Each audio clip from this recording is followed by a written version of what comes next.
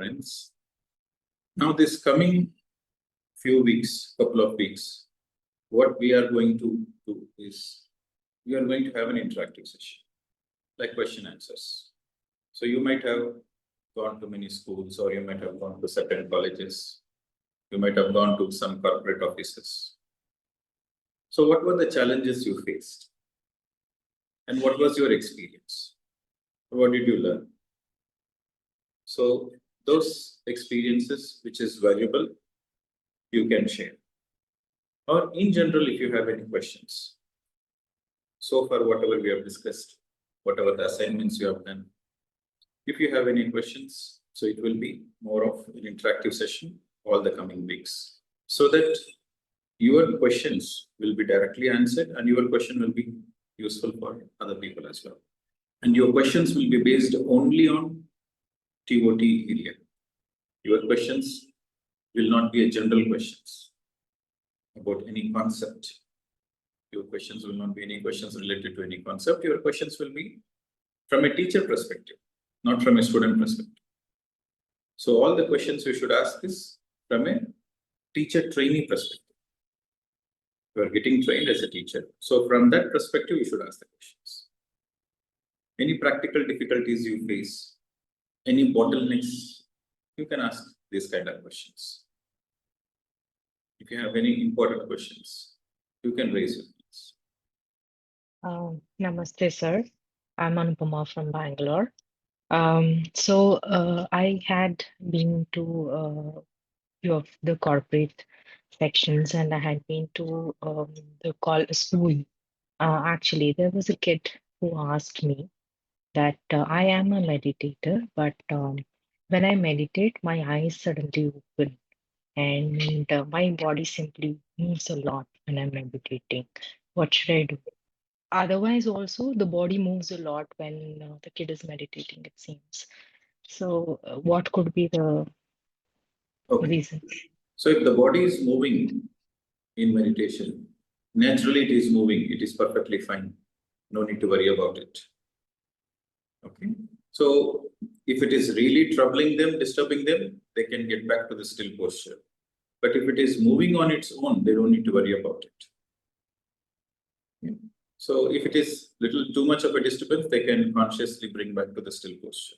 But other than that, they don't need to worry about the body movements. And the eyes should not be open. But suddenly, randomly, out of nowhere, they've suddenly opened the eyes. It's a very rare scenario. It doesn't happen every day. Once in a while it happens, then okay, nothing need to be worried. But if they feel like opening the eyes in meditation, that is when they should use their willpower not to open the eyes. But they are meditating, but out of nowhere an external force comes. They are not opening the eyes, but an external force is coming and making them open the eyes. It's a very rare scenario. It doesn't happen that way. Very, very, very rare scenario. But in that case, they don't need to worry about it. They can again close back the eyes and meditate. Okay. But in general, they should make every effort not to open the eyes. Okay, sure. So the easiest way is whatever happens in meditation is good. If anybody asks any questions regarding meditation, my body is moving, saliva is coming, I feel like sleeping, I see colors, I see visions, my body is paining.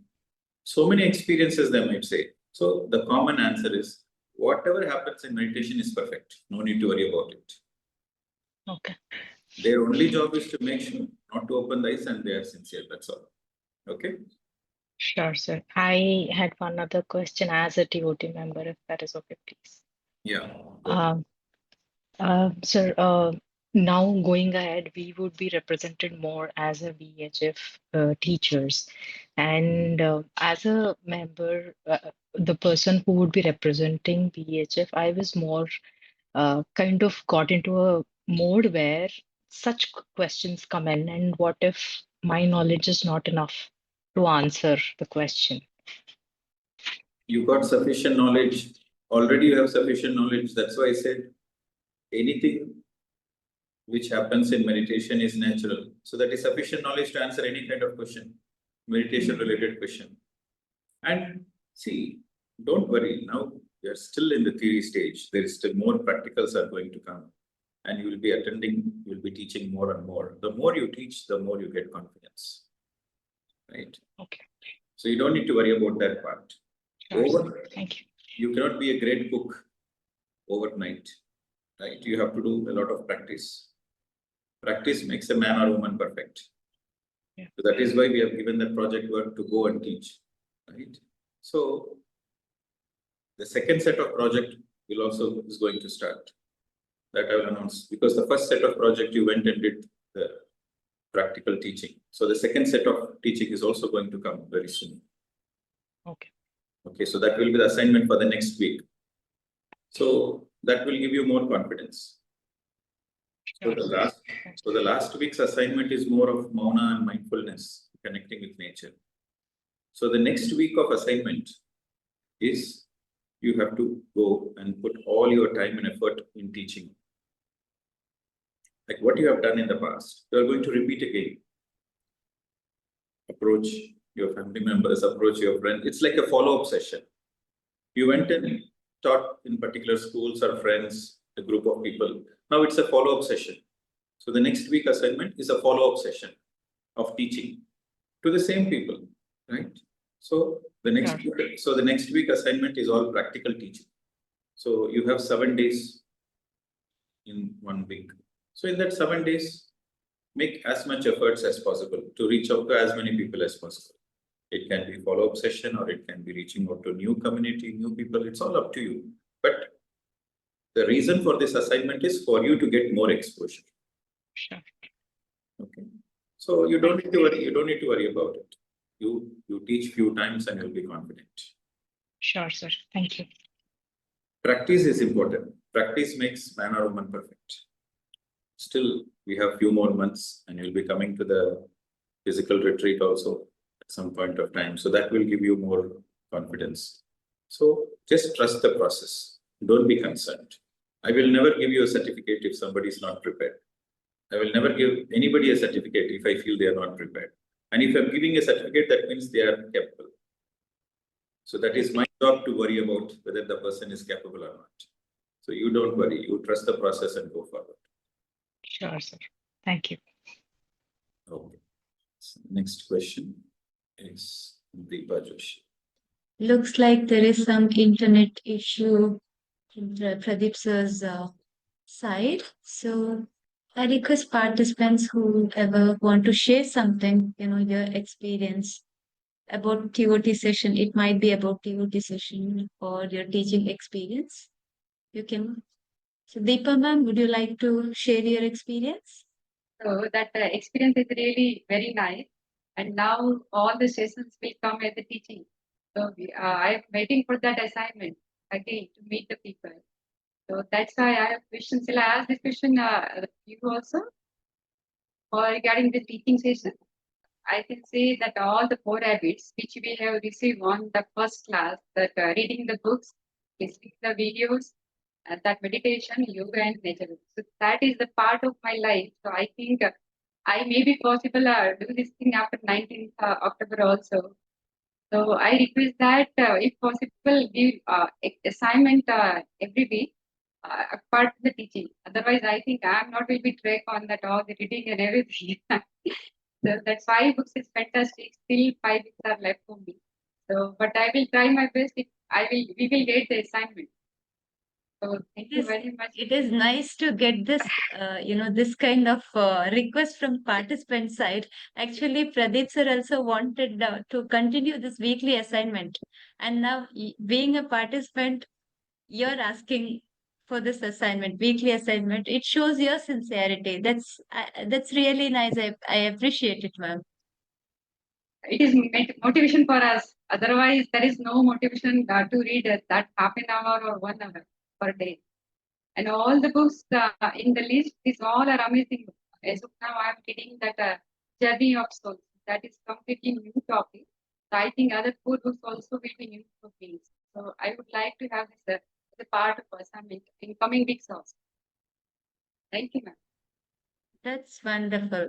So yeah, thank you, Deepa ma'am. So I request Ambili ma'am to share your thoughts. Hi, myself Ambali from Arizona, USA. I was, as I shared in the last session, I was very much I was very much eager to start the TOT session because I had like so much benefits, like life-changing benefits, just by hearing Pradeep sir's video from YouTube.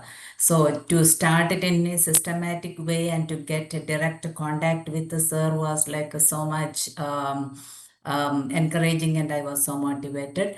And I can see the progress very well from the beginning to now. And also, when the first teaching, like the practical teaching assignment came, I was also nervous, but wanted to take up that job to get rid of that hurdle, that initial trouble. And I really enjoyed it. Now I am like planning for more and more. And honestly, like each week, especially like recently, like each week, waiting to hear what is the next assignment. Because when we have like an assignment like that, we have to do that. And that's always beneficial in one way or other, it's always beneficial. So I'm so happy that I joined this program, and having so much changes for myself and like in general, and looking forward for the rest of the session and to continue. Honestly, I was thinking today, well, what if like after this there is like a 21-day session, as there are some YouTube sessions in the YouTube. So honestly, love to continue this. Thank you. Thank you so much. Thank you, ma'am. Thank you. It is nice to know that this weekly sessions, weekly assignments are motivating you people. That's nice to know. Pradeep sir has joined us back. So I would like to ask Deepa ma'am. Sir, first of all, thank you so much for this PPT pressure.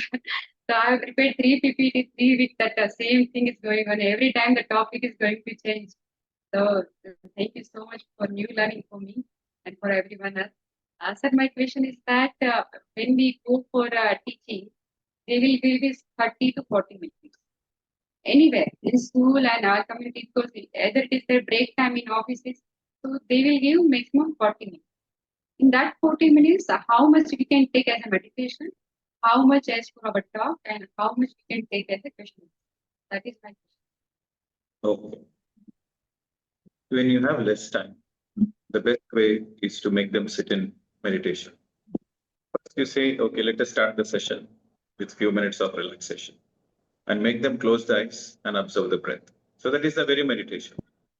So while you make them sit in meditation, you can guide them. You can say that meditation helps you in so many ways. Meditation helps you to calm your mind. Meditation helps you to be a better person. So you can start whatever you want to teach, you teach when they are sitting in meditation. As a meditation guidance, you speak the benefits of meditation and what meditation can do to you. So that is the best way. So don't separate theory and practical. Let the theory merge in practical when you have short time. So simply make them sit. You have only 40 minutes. So in the 40 minutes, first 30 minutes, you make them sit in meditation. You just say, let us relax. And after 30 minutes of meditation, you tell them this relaxation is nothing but meditation, Anapanasati meditation, breath energy awareness meditation. And then you can take questions, last 10 minutes, 10 minutes or 15 minutes. So unless people experience meditation, they will not be able to understand it. So the first priority is for them to experience meditation. So anywhere you go, if you have only 15 minutes time, in that 15 minutes, make them everybody meditate. And while they are meditating, guide them about the benefits of meditation. So that way you will be able to do justice. Thank you, sir. Thank you. Okay. So next, 07, Abil. You can unmute. Yes, namaskara, sir. Myself, Ambali from USA. Sir, my question is about intellect. I understand what is mind, and also I understand the witness state. Like it's not getting involved in anything but just witnessing.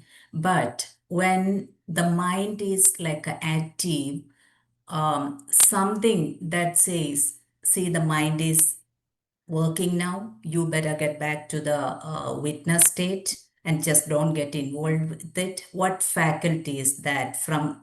Like from where do we get it? Awareness. Awareness. It is the faculty of, it is not the faculty, it is awareness is your very nature. It is a quality of your soul. So you use your awareness to bring back into the path from distractions. So it is the quality of the soul. It is awareness. The more you do meditation, more naturally your awareness level is high. More naturally, your witnessing will naturally follow the awareness. Witnessing follows the awareness. Yes, sir. So what is the role of intellect? Your intellect is half intellect. So the intellect has to be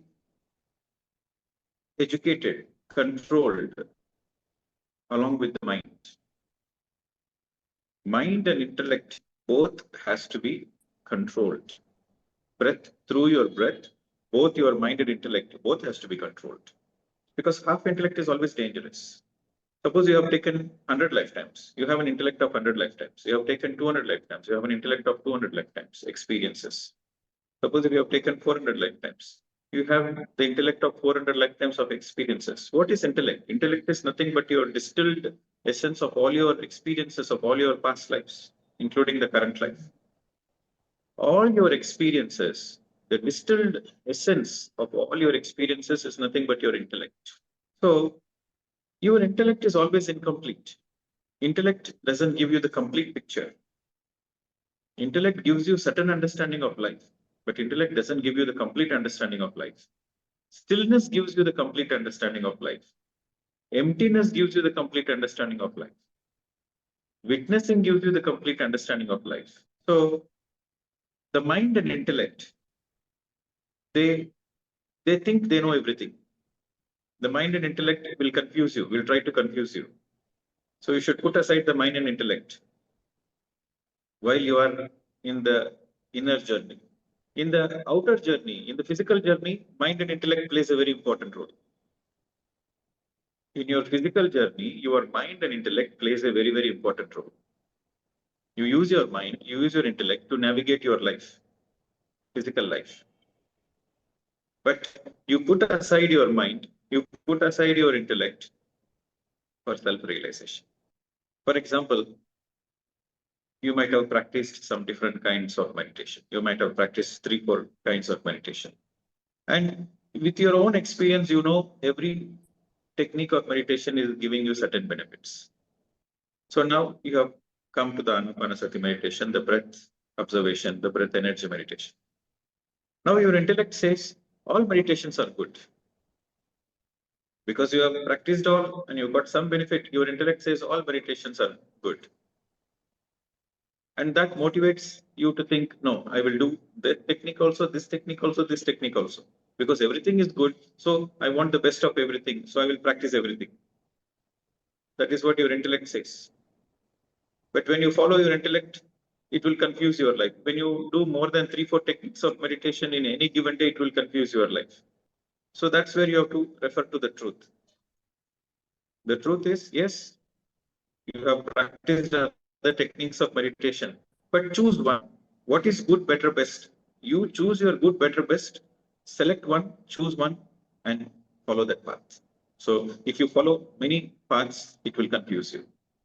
But from your own experience, your intellect might misguide you. Have you seen this mudra? This is called Bal mudra. So this little finger represents your physical body. The second finger represents your mind. The third finger represents your intellect. You see the little finger is smaller, the mind is little longer. So that is the mind is always controlling the body. It is mind over body. The third is much more longer. So that means your intellect is the boss of your mind and body as well. Right? So these three. Now this finger represents your soul. So that's why when you point somebody, you point with this finger. When you point yourself, you point with this finger. Because this represents the soul. And this represents God consciousness, or all that is universal consciousness. So four are on one side, the fifth one is on the other side. Okay. So now the body is perfect as it is. The little finger, the body is perfect as it is. And your soul is always pure. Your soul can never be corrupted. The soul is eternally pure. The corruption happens only on the mind level and the intellect level, not on the soul level. So the soul is eternally pure. And body is perfect as it is, because body has come from the Prakriti. Body has come from the nature. And body will go back to the nature. Body has come from the nature and it will go back to the nature. So nature is perfect. So there is nothing to do with your body and there is nothing to do with your soul. Both are perfect. But the mind and intellect should be kept under control using the God consciousness or breath. Because your God consciousness is linked to your breath. So using your breath, control your mind and body. So this is Bhava Mudra. This mudra. There is nothing to do with the soul. Soul is perfect as it is. There is nothing to do with the body. Body is perfect as it is. Nothing to do with the body, nothing to do with the soul. But the mind and intellect, the both should be controlled by the supreme intelligence, which is like surrendering to the God consciousness. Or in simple words, surrendering to the breath. When you surrender to the mind will misguide you. When you surrender to the intellect, your half-baked intellect will again misguide you. So the surrender is always to the divine consciousness, which is through the breath. You understood? Yes, sir. Very clear. Thank you so much, sir. I don't know if this is the answer you expected from the question? Yes, sir. Yes. No. Yes, sir. It's very clear. Yeah. It totally changed my understanding. My understanding was in a totally different way. So now it's very clear. Yeah. See, you have an intellect. You have to understand that you have a mind. You have a mind, but that mind has to be cultivated. Mm. You have an intellect, but that intellect is not complete. It's always incomplete. Is it possible to have all experiences as a soul? Is it possible to have every kind of experience on the planet Earth for a soul? Not possible.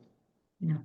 So your intellect is nothing but the essence what you get from your experiences. And sometimes your experiences might misguide you as well. Suppose you got cheated by a man.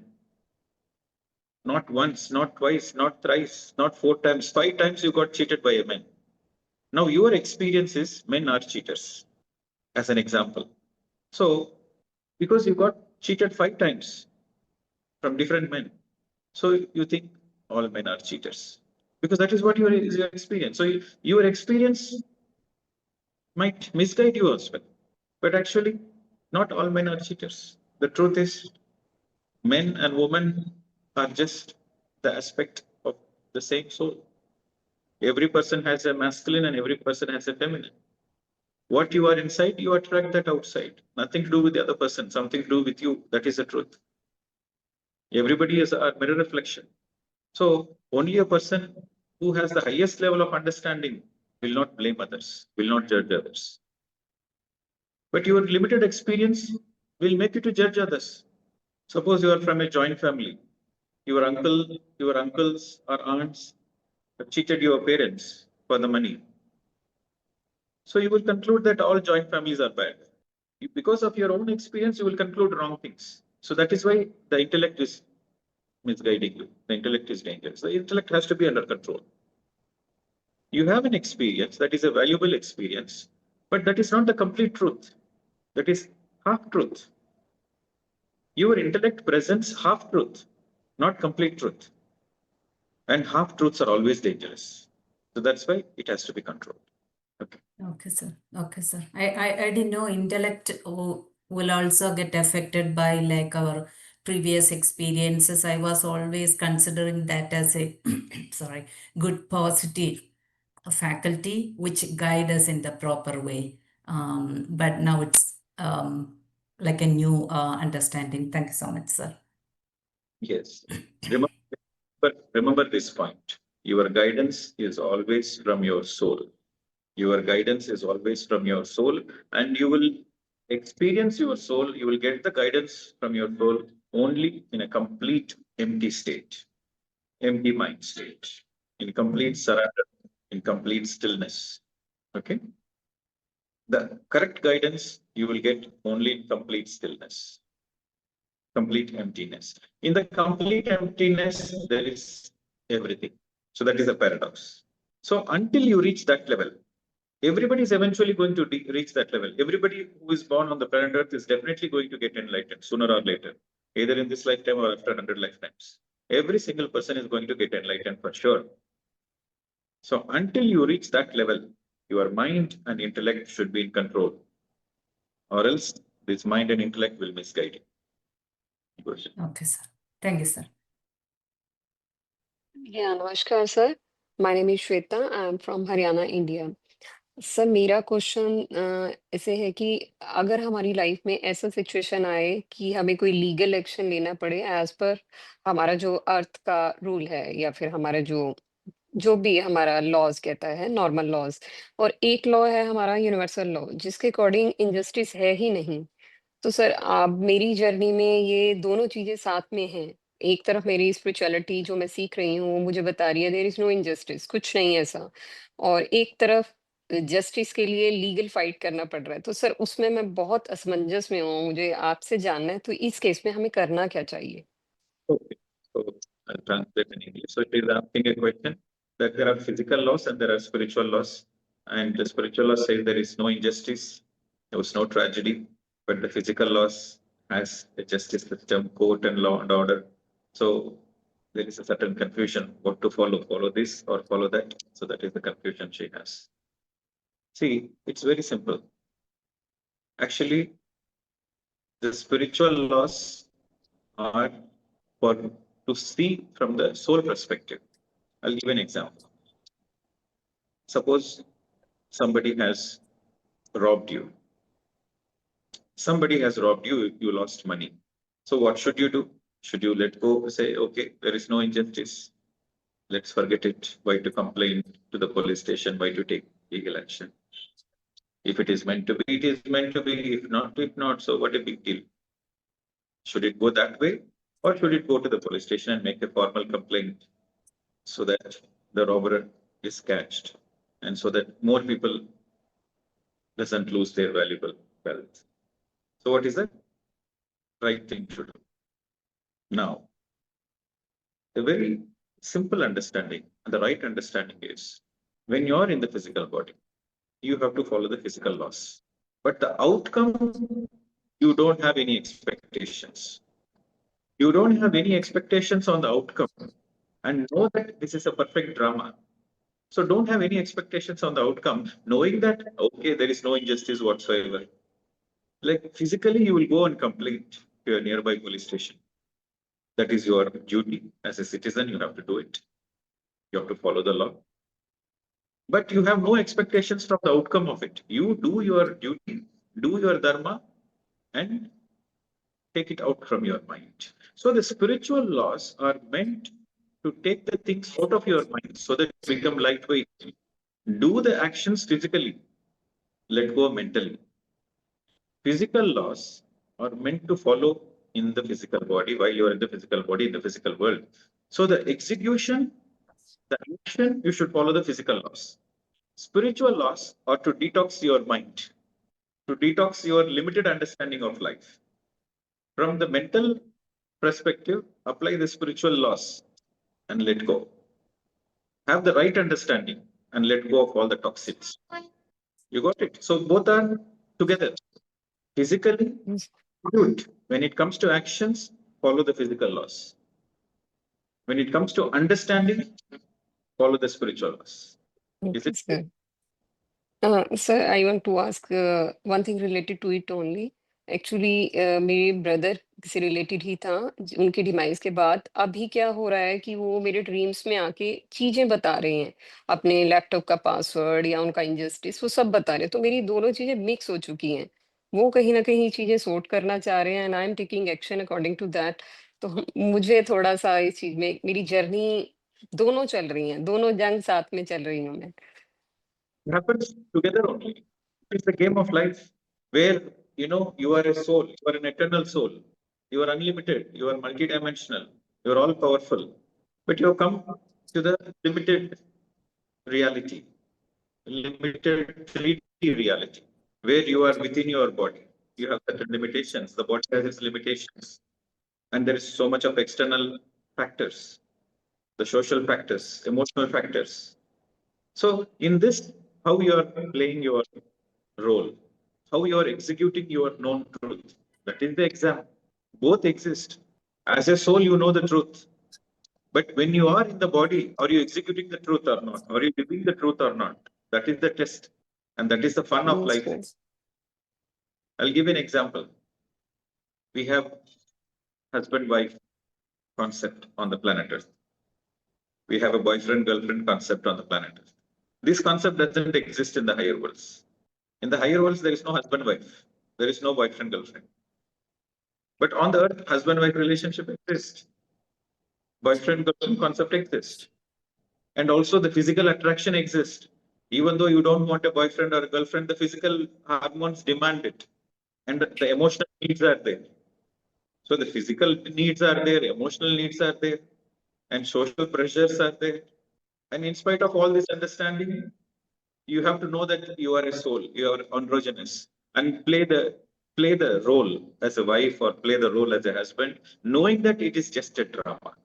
That is the beauty of life. On the planet Earth, people will introduce, he is my husband, she is my wife. Who is husband to who? Who is wife to who? Nobody is nobody's husband, nobody is nobody's wife. They're just playing a drama.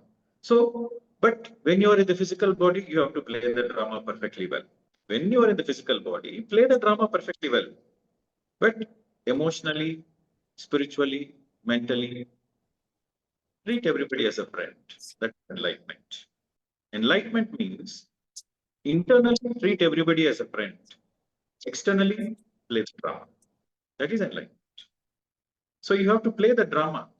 You have to play the drama of whatever is happening in your life with total detachment, knowing that everything is a drama. Your brother is a drama. Your brother has its own drama, you have your own drama.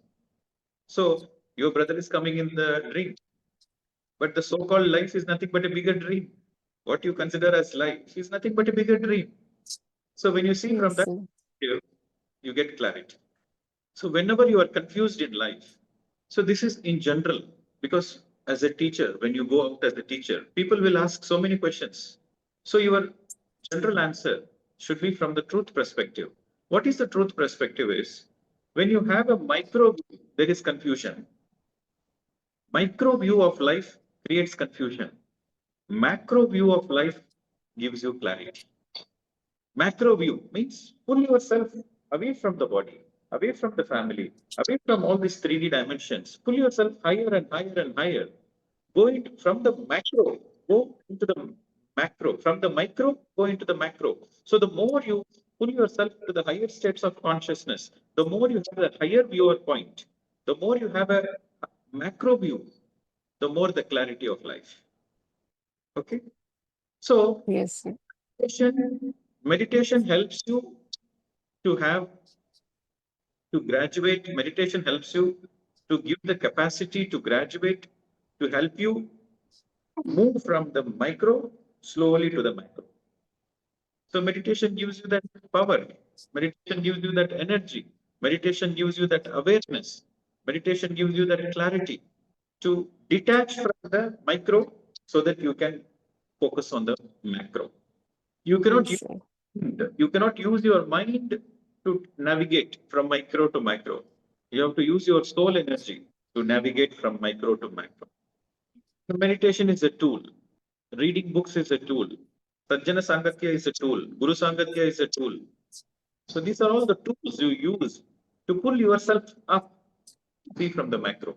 Okay? Ji, sir. Yeah. Thank you, sir. Vanakkam Pradeep sir. This is Prema from UK. So my question, before I go to my question, I just want to let you know. So I have a passion in teaching meditation, but if you ask me, do I, as a teacher, do I have a teaching skill? I don't really add it, and that is why made me to join TOT program. And through this program, I also realized that since young, I have this fear in speaking in public. And that fear is something that I could able to face it through this TOT program. And that really helped me massively in terms of my speaking confidently. Now, apart from that, I have actually went through your teachings, right? Even prior to TOT programs. So this is what my observation. Like when you speak, you articulate the teaching very well, and then you speak eloquently. And then I also noticed that the tone of voice that you use is also it's it attracts the audience. And very importantly, I think when when someone asks you a question, you have an answer to it, and that answer is very logical. And in fact, sometimes when you try to give a definition of a word, and that definition is also correct when I double check and things like that. So my question is those skill that you add, is that considered as a gift? Or would you say that it's something that we could learn it over the time? I would prefer you to tell me that it's something that I could learn. But if it's something I could learn, then what are the things that I could do to acquire that skill apart from what I went through in TOT program? So that's my first question. Okay, one by one. So you are more precisely asking about the X factor, Yes. the invisible factor. Okay. So all I can say from my experience is I never developed these skills. I never even focused. I never made an attempt to have these kind of skills. So my intention was pure. So my intention was really to support the humanity. My intention was really to help the people. So my intention was pure.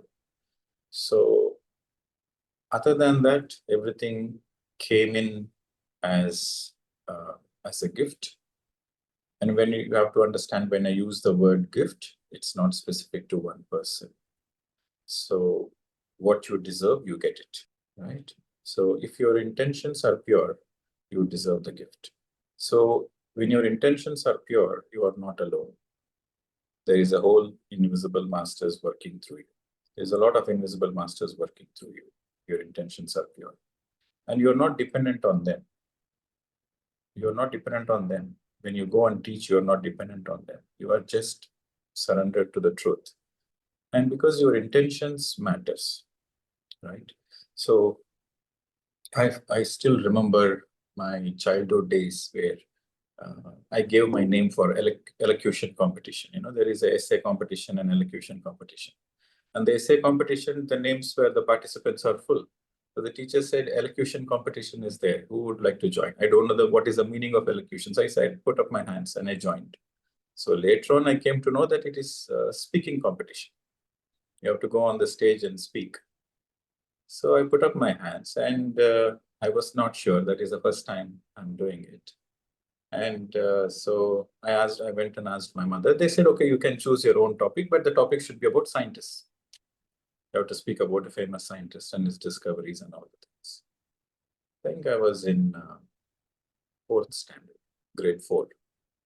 So then I went to my mom and I said, okay, there is an elocution competition. Will you support me? And she said, yeah, why not? And she made a big article. She did a lot of hard work, and she wrote about Thomas Alva Edison. And I prepared very well, very nice, confident, absolutely fine. I thought the competition will happen in my school in front of my classmates. But on that day of the competition, I came to know that the competition is happening in another school. And I have to speak in front of other school teachers, not even students. So I was put in a spot. I went, blabbered, don't know what I spoke, but I messed up. But my focus at the time was I have to perform. I have to perform, I have to perform, I have to do the best. So that was my focus. So in that focus, I messed up the things. Even though I prepared well, I messed up everything. Now, after coming into meditation, my focus is not on performance. I don't want to be the best, but I want to really support in every possible way. I want to help in every possible way so that I feel joy. So before, my intention was to get applause. I messed up. Now my intention is I want to do the things so that I feel joy. And I want to support. When I feel the smile on another person's face, I feel joy. So the intention matters. So now the focus is no more on my performance. The focus is more about doing the right things. Right? So frequency attracts frequency. So when your intentions are pure, God is with you. And also God helps the people who help themselves. And I know through this teaching process, I'm helping myself, not others. Others are naturally getting benefited, but primarily I'm getting the benefit because I'm doing it for my joy, my soul satisfaction. So all this makes a kind of relaxed attitude. Your attitude is very relaxed, calm. You take it as a God's work. So when you take it as a God's work, you surrender to your own higher self or God's self, or you surrender to some supreme intelligence, whatever you can call. So in that state of surrender, you go and do your work. And in that state, you become a pure witness. So in that witness space, everything flows through you. So this is the X factor. If your intentions are pure, people will feel it because we're all energy beings. What you speak doesn't matter. What you are matters. Okay. So focus on that aspect. Everything will follow. And of course, overnight, you cannot expect miracles. But when you have this clarity, then slowly you will be in the right path, the right guidance. And you will do great things. You will have your own unique signature. See, I have my own unique signature. Every master has their own unique signature. Because when you speak, your voice is not only sound, it is the representation of your soul energy. Because your voice is coming from your soul. So everybody has their own unique signature. So when you speak, you will have your own unique teaching style. And as a matter of fact, let me tell you a simple thing. I think I've spoken about it before. Any stage I go, any platform I go, I speak from a space of nothingness. I don't know what will be the next word I'll be speaking. I myself don't know what is the next word I'm speaking. I'll be speaking from that space of stillness. So in that stillness space, the modulation, the voice modulation happens. The divine energy flows through you. So I would say, in conclusion, I would say, focus on your intent and surrender. Do your best. Do your best and then surrender. Things will happen through you. That is the space you will enjoy the most. Okay. Thank you, sir. Beautifully explained. I'll take that as my, this is a good advice for me. And I have another question. So the other question I have is like regarding about, see, when I was a meditator prior to listen to your videos in YouTube, but I think after listening to your teaching, that made me to a better meditator, and that's when I see a self-transformation within me. And I see your teachings are mostly relevant to Hinduism and also Buddhism, which is directly related to what I am as a, that's my practice. But the question I have is, being in UK, I would like to reach out to a bigger audience in terms of meditation, right? Which is where the school and organization that you're asking us to do. See, this group of people that I have in UK, most of them are non-Hinduism and Buddhism. The content that I've been, I'm trying to express is more on Hinduism teachings and Buddhism. But if I want to reach out to these people without the touch of that, how can I do that? And will BEHF will help us of getting those contents, or in any way that I can get guidance? Because this is where my challenges is. See, I refer to the Christian teachings as well. I refer to Jesus Christ teachings because my schooling is from a Christian school, right? So specifically, if you're addressing, because in UK, I assume majority are Christian origin, so they will appreciate Christ teachings. So you can refer to Bible and you will exactly notice that the teachings in Bible and the teachings in Gita, the teachings in Quran, they have a similarity. It's the same truth expressed in different words, right? So why don't you do it as a homework? Why don't you refer to some proper translated Bible from Hebrew to English? And now, since you are a meditator, even if the translation, sometimes if there is a misunderstanding in the translation, you will be able to figure it out. Okay, but we'll take it as a suggestion and we'll release Teachings of Christ as a separate booklet sooner or later. But I expect you to do your own homework as well. And whatever we do, it will be an add-on to your existing homework. Okay. Sure, sir. Thank you. Thank you very much. And also to be on a safer side, when you're going to schools, if you're going to a Christian school specifically, then you can refer to Christian teachings. But if you're going to a general school, then speaking of the science is very important rather than referring to any religious text. Speak quantum physics. That is more important. So if it says either the Christian or the scientific method that I want to, refer to, is there any resources that I can refer? Is there any list of, like, for our current TOT, you have given us a list of books that we have to read. And I think this is where we are getting our wisdoms, right?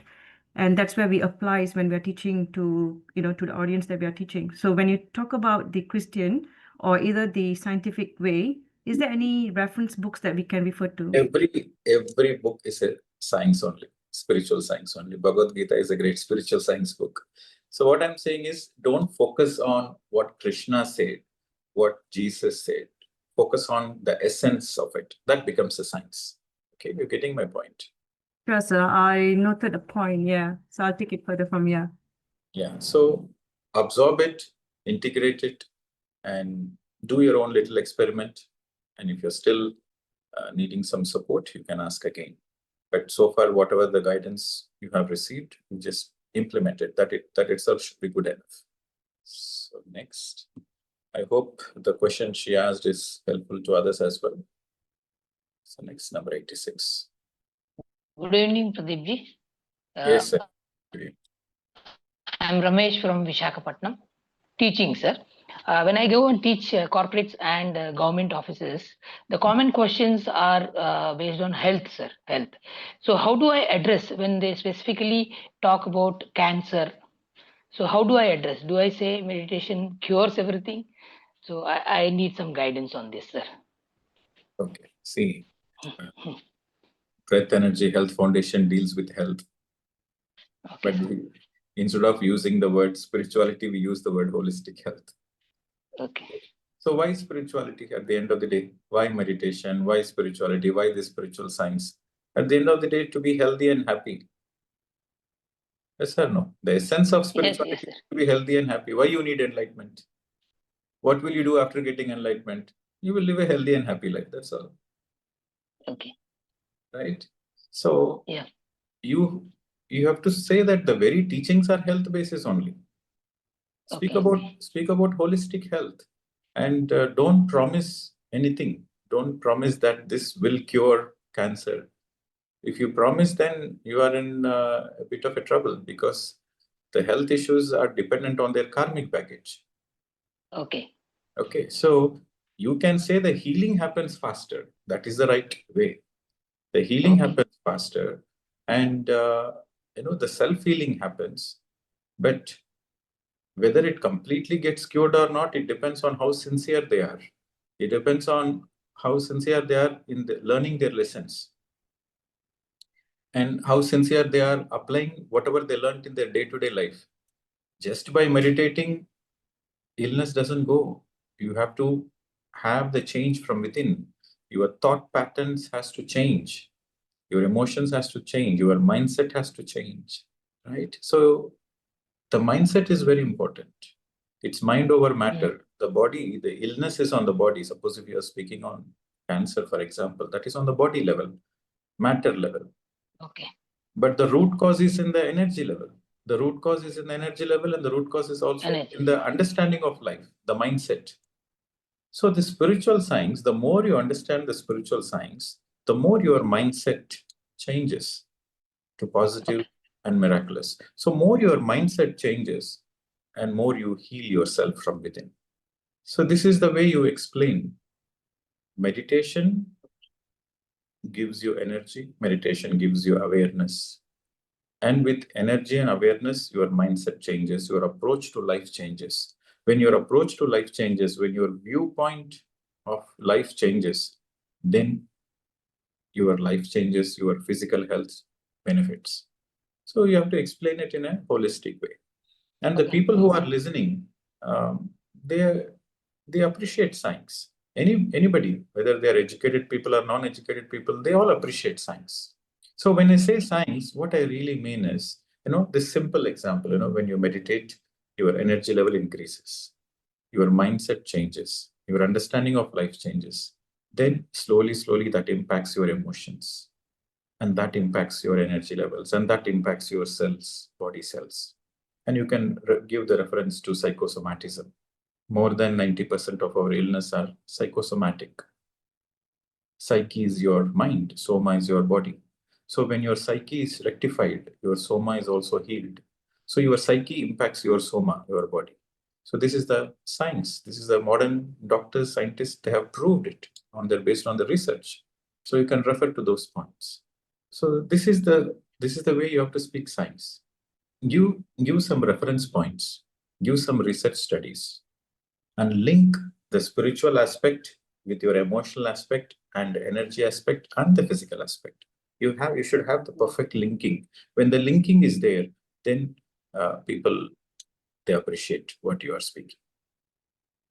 If there is no linking, you are speaking random things, then they get confused. They don't appreciate you.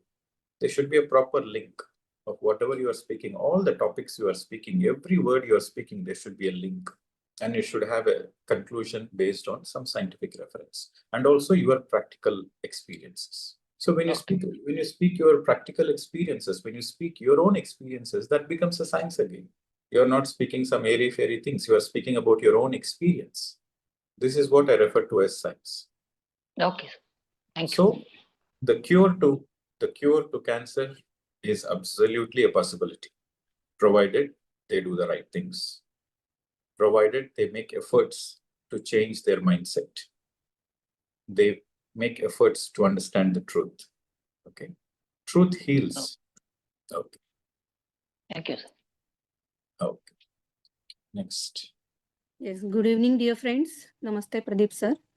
Yes, madam. Namaste. Yes, my question is about so where we are taking the sessions in the schools or colleges. After taking the sessions, we are telling them that the practice of meditation needs to be done on daily basis, and also they should take, the teachers specifically, they need to take 5 minutes of meditation for the students before each period or each lecture. But how to help them in the initial days to get into the practice of meditation for the teachers? I'm telling about the faculty members. So what we can do about that? So I really feel that for the initial days they are willing to do it, but a little bit of confusion, or maybe to get into the practice of meditation they will not will do it sincerely. तो उसमें हम क्या कर सकते हैं sir? How to help them? Okay. So especially if you are going to schools, you have to, adopt the school at least for a week. So at least for a week, you adopt the school. When I say adopt, you mean you promise them that you will be coming every single day and guide the teachers' meditation. So your focus is on helping the teachers sit and close the eyes for 1 week. That creates some kind of change within them. They will experience subtle changes within them. That will motivate them to continue for the second week. So I would say ideally 2 weeks of continuous visit to the school and guiding the teachers' meditation. The first few days, you will be speaking about the science of meditation, the benefits of meditation. 2-3 days, you will speak about it. The rest of the days are you're just going, asking them to close the eyes and be with the breath, and you're just standing there or sitting there and supporting the process. That's all. So this 2 weeks of 1 to 2 weeks, I would say. 1 week is the minimum, ideal is 2 weeks. So this 2 weeks of this support you are giving to the teaching faculty, it will create a ripple effect. The teachers will then start teaching the students. Then you can have once a month visit. So like this, if you can support it for 3 months, then it becomes, the meditation becomes the culture of the school. So the first 2 weeks training to the teachers is very, very crucial. If you pass that level, then 99% the school will become meditative. So it is the teachers who has to be helped, especially in schools. Okay. Yes. Yes, sir. Yes, sir. Thank you. Thank you. Okay. So next. Hello, sir. This is Rushabh from Pune. Sir, I don't have a question, but I would like to share some thoughts based on the what we have gone through PPT sessions and all that. And then I will tell that okay. So first thing is I want to say that when we say about meditation, we know that it is all helpful. But when we want to communicate to others, it is like how to make sure that the person who is receiving, they really get digest and then really say, this is what is going to help my problem or whatever it is, and it is really indeed good. So I have experimented this on very different age groups, and every time I change the theme. So for students, when I say, then I say, I tell them that meditation will help you to increase the mark. But at the same time, I go to the science and then say music meditation and show some videos that how music change the ripples of the substance by some experiment videos, and then say if you do this music meditation, then your mind frequency will change and that will help you to get good marks. But same thing when I go to professionals where they have health issues, I tune it in different way and then say your every cell has a frequency, and that frequency, using the meditation, you tune it and get healed. But then when I go to the college students, I tell them that Thomas Alva Edison and Nikola Tesla, they used to do the meditation to do the innovation. So completely change the theme, keep the meditation, but then convey that this is the science behind that, show some videos, and then from some scientific experiments and all that, and then likewise bring it to the level of audience, because every audience frequency is different.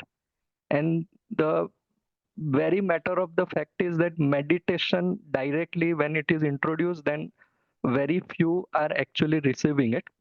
But after this, I have seen that once it is explained nicely, then they really absorb it. But only thing is we have to change the way to explain, and that is my own experience.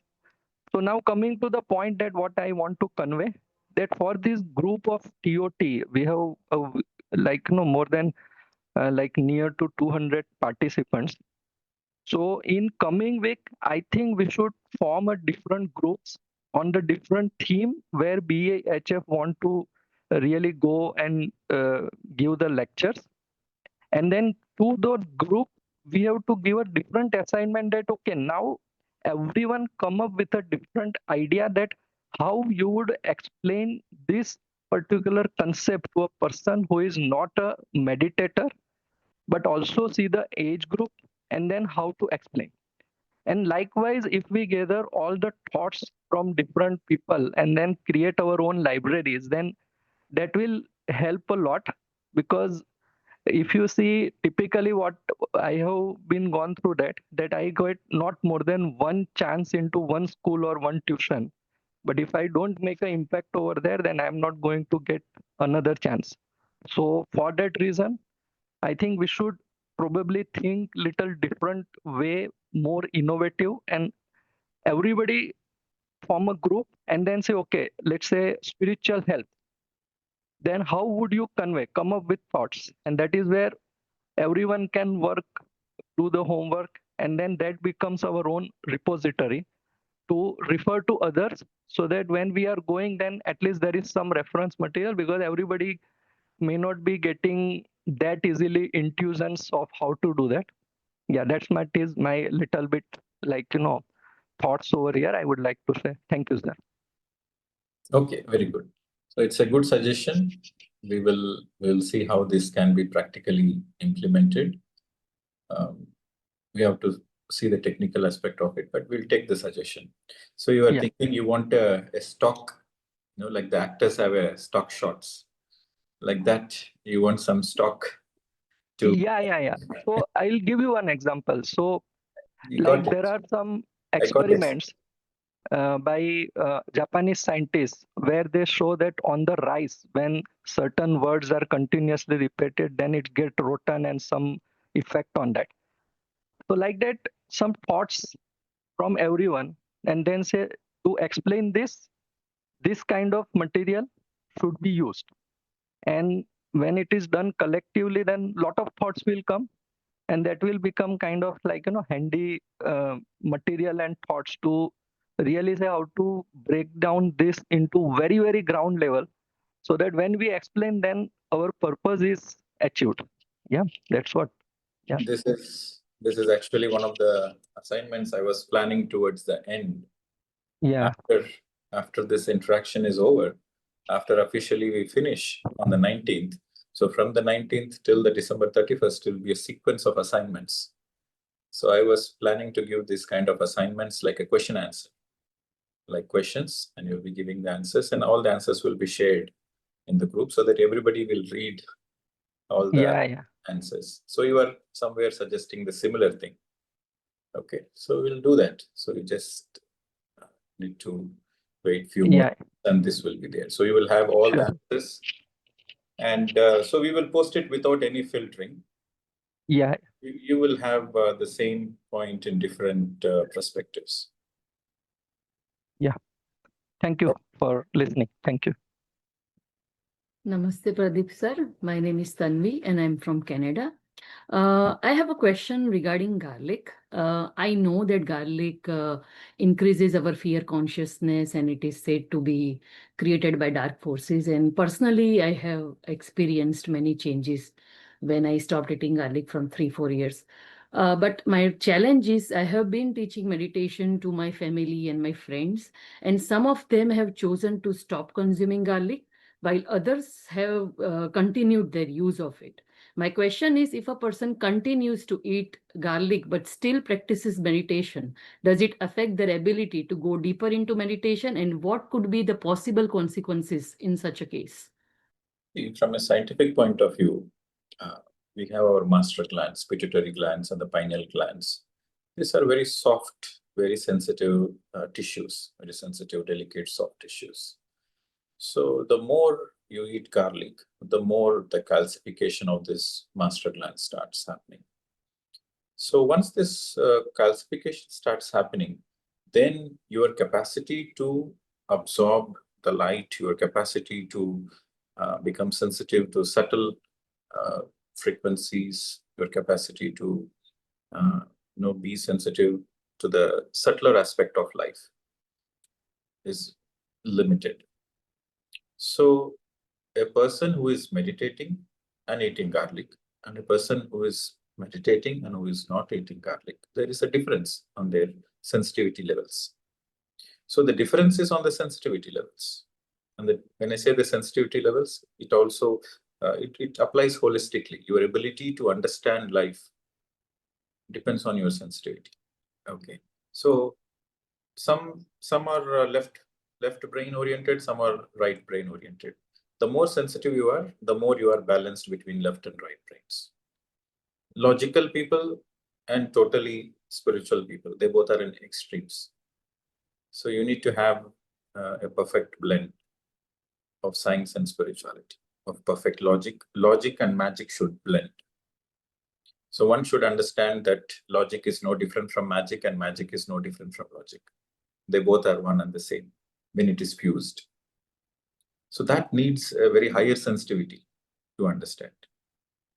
Okay.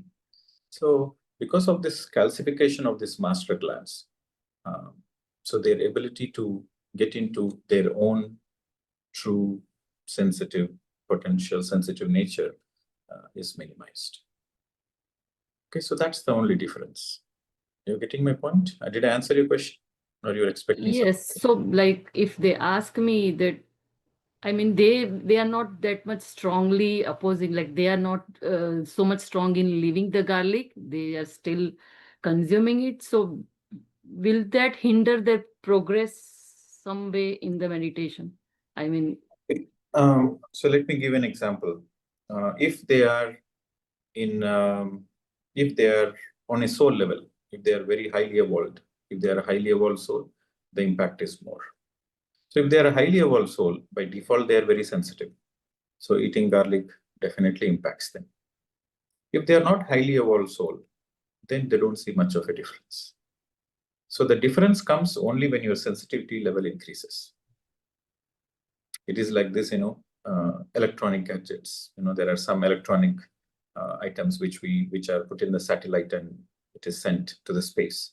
Very highly delicate electronic items, but they do great work. On the other hand, you have rugged electronic devices. Even you drop on the floor, nothing happens. They're also electronic devices, but they're not sensitive, right?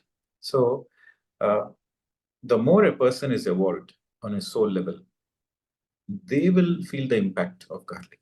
A person who is not so evolved, they don't see much of an impact. So for your question, whether it affects, it does affect. To a certain extent, it does affect everybody. But the more you are sensitive, the more you will be able to notice it. On a major scale, you will be able to notice it. Got it? thank you. Thank you. Yes. So next. Hello, sir. Hello, friends. I'm Shalini from Seattle. My question is, sir, the benefits of meditation is long term. Like only when they follow it diligently, they see the benefits. It is both short term and long term. Is it? Oh, okay. So when my audience is kids between age 6 to 12, they are very restless and they do meditation only when parents insist or insist on them doing, and they are happy as they are. They don't identify themselves with stress and the challenges the adults face. So all they want is screen time. They're not after nirvana, liberation. All they want is screen time. They want some sweet food. They don't want any control on them. They are free beings. So so when I ask them to sit for meditation, they feel controlled. It's not their normal state of being. So how can I match the benefits of meditation with their needs of not being in control? And they don't care about what we are saying. They want is some chocolates or desserts. That's what the parents say. They have the challenges in those areas. So any advice? I think we discussed about it a couple of weeks ago. So there are two aspects to this question. So the first one is you should not introduce to the children as per se meditation. You should introduce them as a relaxed time. Okay, so let us relax for some time. Let us enjoy the peace. Let us enjoy the silence. Right? So it's more of peace time, relaxed time, happy time. So you can use this kind of vocabulary. So let us have some happy time. So let us have some peaceful time, or let us have some friendship with our own self, or let us have some quality time with our own selves. Let us spend some beautiful time with our own selves. Okay, so this is the vocabulary you need to use so that they understand. That is the first part. And so that they are not interested in nirvana, and you are also not interested in one. You are interested in quality time with yourself. That's all. And the second aspect is sometimes the children will say, no, I don't want to do it. Because they say, no, I don't want to do it because the parents are not sincerely doing it. If the children don't see the parents sincerely doing it, they don't want to listen. Okay. So if the parents are more sincere, they have a very subtle energy, very calm energy. In that subtle, calm, peaceful space, if they ask the children, okay, let us have some quality time, peaceful time with our own selves, children naturally listen. So it depends on who is saying it. Okay. So if you yourself have practiced it, you have such deep energy inside you, you have such deep calmness inside you. So when you say it, children will naturally listen. If you are agitated and you speak about meditation, the children will go far away from meditation. Okay. So that is the second aspect of understanding. Now the third aspect is you can make deals because they like chocolates and ice creams. So you can make a deal. Okay. So let us close our eyes and you should also sit with him. Okay, I will also close my eyes and sit, and you also close your eyes and sit. So let us have some peaceful quality time with ourselves, and then let us both enjoy the ice cream together. So become their friend. So the more you become their friend, the more they will be able to listen to you, and you can make a good deal with them. If you are a friend, you can also be a good deal maker with them. Okay. Okay, So, sir. so that way you can convince the youngsters. Okay, sir. Sir, my second question, Yes. that's okay. So many of the Western authors don't follow the diet, restrictions we do. So when we encourage them to read these books, it doesn't, that point doesn't match. So is that, how do we convince them about it? We should not convince any. See, this is something very important. All the TOT participants should remember. You are not here to convince anybody. And you cannot convince anybody also. You should never make an attempt to convince anybody. You simply speak the truth. That's all. Whether the other person is ready to listen, ready to absorb or not, let them decide. You do your job, you do your dharma and leave the rest. Don't expect the results. When you go out on a teaching session or you are having a casual conversation, just speak the truth. Go out and do your job, do your duty. You know the benefits of meditation, you share the benefits of meditation. You know spiritual science, you share the spiritual science without any expectations. No convincing business. If you try to convince, then you are no more a spiritual scientist. So there should be no convincing at any cost. Let the truth convince them. Your job is not to convince, your job is only to speak the truth. Your job is to speak your own experiences. Your job is to speak your understanding of the spiritual science. That's all. And your job is to inspire. So instead of using the word convince, your question should be, how shall I inspire them? Your job is to speak the truth and inspire. That's all. Okay, sir. Thank you. Namaste, Pradeep. Good evening. Yes, sir. Namaste. As a part of teaching assignments, I'm reaching out to family and friends to take meditation classes. Family and friends. Okay. Yeah. So it has been focused to a set of 5 or 8 people so far. So it's a thin audience, right? So of late, what I've done is to reach out to our company where I'm working, and they have given me a session where I'll be taking 1st of October a meditation classes on Anapanasati. Right, so it will be, I'm expecting, so that, I mean, the invitation has gone to around more than 500 people. So I'm expecting at least 150 people will be joining. Right. Okay. So my question, Adam, with more number of people, there will be questions from different aspects of meditation, right? So the question is how to address a question when you don't know the answer, or don't know the answer for the question being asked. What is the effective way? What is the spiritual, from a spiritual perspective, what is the effective way of answering those things? I already told the very first participant, the first question who got answered was that the X factor, trust the divine.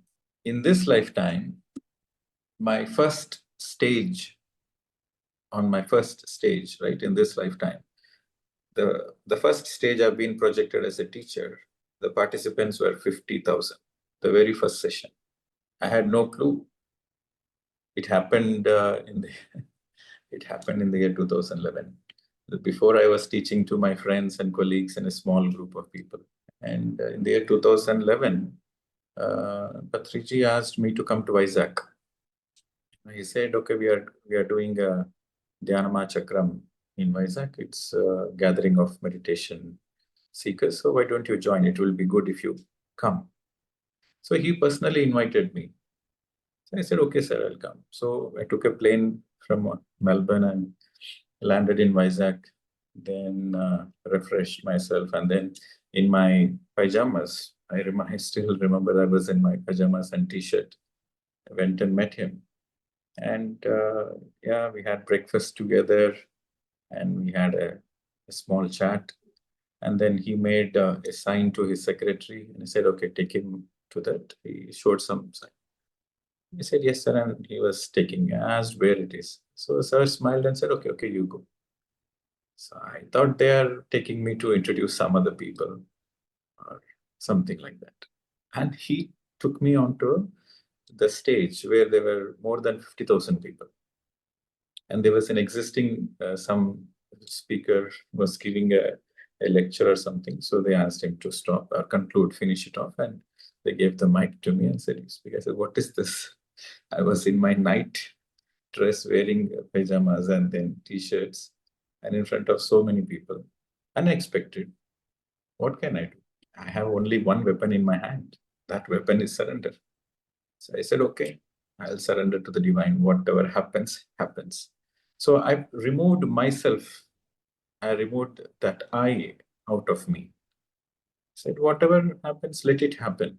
If the people are going to applause, that applause goes to the divine. If the people are going to throw stones, that also goes to the divine. So I will surrender. So on that surrender, because I have no other choice. It was an unexpected thing. And it is also live telecasted. It is live telecasted and 50,000 participants. So I have no choice. So I said, okay, fine, surrender. And that was the first time I experienced how the divine comes through you, how the divine channels through you when you are in total state of surrender. I spoke about 20-25 minutes. They were expecting me to speak for 5 minutes, 5 to 10 minutes. I spoke about 25 minutes and completely pin drop silence. The entire audience was stuck with the energy flow coming through me. And after 25 minutes, I felt maybe it is 5-10 minutes and then I concluded. Later on, I came to know it is 25 minutes. So even though the time was exceeding, they never stopped me because they were also immersed in that talk. And so towards the end of that time, Patriji also came onto the stage and he appreciated me, applauded me and all those things. But I was clueless what I spoke. So when I got down off the stage, then there were people who were coming and giving me handshakes and said, sir, this point was very nice. I was like, oh, really? What was nice? Sir, your session was great. And I said, really great? Okay. What did you like in that? He said, oh, this point was nice. That point was nice. So I was asking them questions to refer to get back what I spoke. And then I remember when they confirmed, I remember that, yes, I have spoken that point. Because I was in that kind of a surrendered state. I was in that kind of a trance. So we can call it as a trance, a total state of surrender and trance. And with that experiment being successful in front of 50,000 people and live telecast, so there's no looking back. So that was my ultimate weapon, surrender. So when you surrender, things flow through you. So doesn't matter whether it is 150 people, 500 people, 5 crore people, doesn't matter. It's your quality which matters. How you present yourself matters. What kind of intent you have matters. If you have pure intent, things will flow through you. Okay? Fear not. Divine is with you. Nobody to tell all those things to me. At least you are having some reference point as a story. So when I started, nobody was there. So my answer is very simple. If I can do, you can also do, anybody can do. Fear not, trust the process, move forward. You have to trust the process because when you are teaching meditation, you are not teaching meditation, it is happening through you. When you are answering a question, you are not answering a question, it is happening through you. When you have this crystal clear, then there is nothing to worry about. Okay. You got it, Thank sir? you. Thank you, Pradeep. Probably this kind of teaching is generally not taught in any schools, I guess. But what to do? This is the ultimate. Anyway, I guess taking couple of sessions initially, that will eradicate all the fears, and I mean, we have to move on, as you mentioned, without any fear. Yeah, move forward. That's all. You should take that I out of you. Then everything becomes a comedy. When you have the I inside you, everything is serious. You take the I out of you, everything is a comedy. Yeah. In that space of relaxed attitude, you will be the best version of yourself. Okay. Thank you. Yes. Next. Namaste, sir. This is Jyoti Lakshmi from Chennai. Navratri wishes to you and all the masters here. All good. Thanks for the wishes. Yeah, same to you. Go Welcome, ahead. sir. One thing that I would like to share first is that this Navratri is very special to me because of the Mauna and all the hybrid mourning silence that we have been maintaining. Especially the mornings have been very great for me. The first half of the day I've been trying to practice hybrid Mauna. So that has made a wonderful difference in me. I think from what I have been seeing in the last few months since I started TOT, I think I'm very new to this. I mean, the entire this BEHF also, and I've seen many people who are very seniors now. So in this last few months, I think I have made a very good progress in whatever the assignments that you have given us. That has made a lot of difference in my personal evolution. And the assignment that you gave as a teacher to take forward meditation gave me a lot of input, sir. So when I approach very new people, the questions that were asked to be, initially, I think if it had been a non-meditator, Jyoti, I think I would have felt hurt or something like that. Because there's a lot of questions from the companies that I approached and also the association where I live. It's a small association in our area. So when I approached them for an online session, there were a lot of questions. And then I just responded very politely to whatever the questions they asked me. So that was the very first learning. One thing that I wanted to ask you, sir, was recently when we had a meditation session in a company where I was teaching yoga, it was a new batch of students who came to the class. One person said that there was an argument in their apartment with a resident, and they are always abusive and non-cooperative. So it so happened there was a fight, and since he started, he's some kind of a meditation which he's been doing, and he came for this class because it was new. So his question was, as a meditator, shouldn't I respond to the person who is giving us trouble in the apartment, or in general? If I'm going out and moving out, there are a lot of indiscipline and injustice that is happening. So as a citizen, shouldn't I respond or react?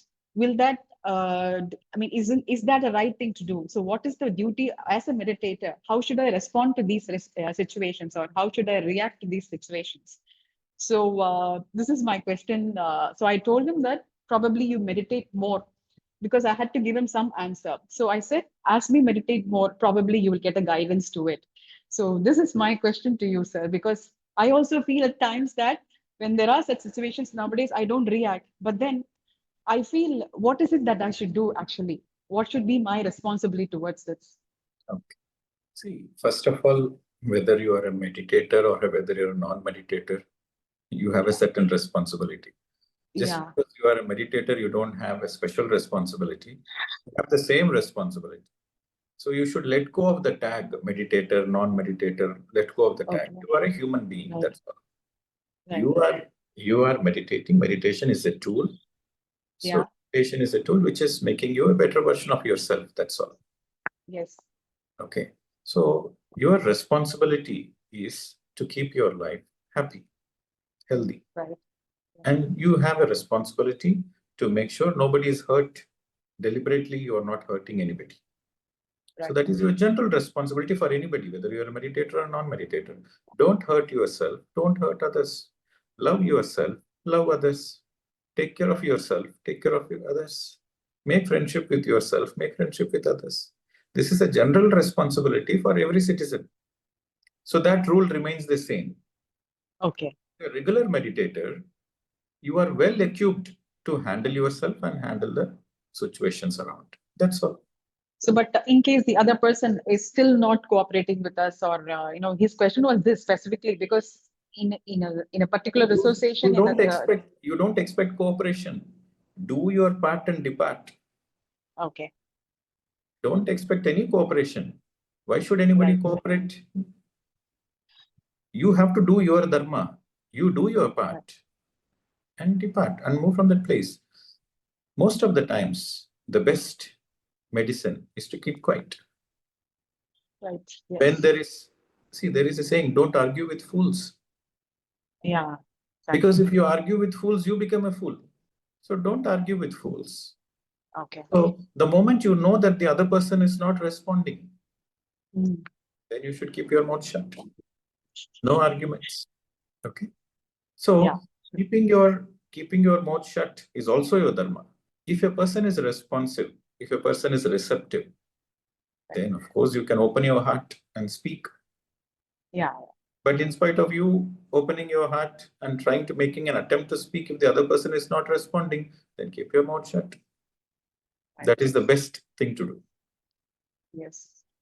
So Thank you, sir. this clarity, Yeah. this clarity you will have the more you are in a calm space, meditative space. So meditation helps you to be a better human. Thank you, sir. Thank you so much. Hello, sir. Namaste to you and all the participants on TOT. Happy Navratri to everybody, sir. Sir, my vision is actually to be part of the TOT program, and I feel so blessed that I am able to learn so much directly from you, and be able to be a more effective teacher and spread this in whichever part of the world I am going to be in.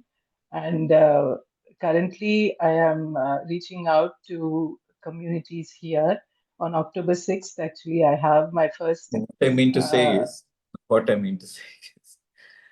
Patriji's vision is also your vision. Yes. Is also everybody's vision. Yes. Yes. Okay. So it is a galactic vision. Krishna's vision is the same as Jesus' vision, is the same as Buddha's vision, is the same as Muhammad's vision, is the same as any master's vision, is the same as Patriji's vision, is the same as your vision, is the same as my vision, is the same of any master's vision. So you have to be loyal.